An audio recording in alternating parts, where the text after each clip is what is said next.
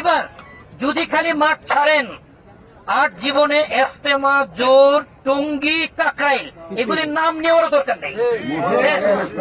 শেষ। তবলিগি করতে পারবেন না, সেই অবস্থা তৈরি হবে।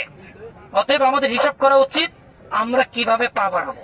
প্রশাসনকে আমরা 2 মাস যাবৎ বলতেছি ময়দানটা খালি করে নিরাপদে আমাদের হাতে বুঝিয়ে দেন। 300, 500, 1000 সাথী বুঝাই দিতে পারে নাই। আজকে যদি প্রশাসন আসে মাঠ খালি করতে, 3 লক্ষ সাথী ঢুকছি, আমাদের বলার অধিকার আছে কিনা? 500 সাথী পারেন নাই, আজকে 1.5-2 লক্ষ সাথীর নরম পায়ে বাইর করতে আসছেন। এতদিন কোথায় ছিলেন আপনারা? এটা বলতে পারি কিনা? আমাদেরকে ইত্তেহাদে কালিমার উপরে আসতে হবে। মাঠ ছাড়ার কোন সুযোগ নাই,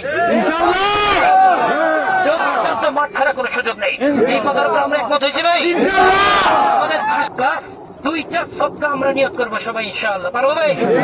একটা সদকা হচ্ছে নিজের জানের সদকা, দ্বিতীয় সদকা হচ্ছে এই বিশ্ববাসীর আমানত, এই বিশ্ব ইজতেমার মাঠ, এটা বিশ্ব ইজতেমার মাঠ, সারা বিশ্বের আমানত, এই মাঠ হেফাজতের সদকা। পারবো না ভাই? আল্লাহ অবশ্যই সামান্য হকের আওয়াজের দ্বারা বিশাল বাতিলকে ধ্বংস করে দিতে সক্ষম, কোরআনে এলান করছেন। আল্লাহ যেন আমাদের সাথে কোরআনের সেই আয়াত অনুযায়ী আমল করেন, এটাই আল্লাহর কাছে আমরা চাই, দোয়া করি। আর আপনাদের কাছে ওই হিম্মতটুকু চাই। পারবো ইনশাআল্লাহ?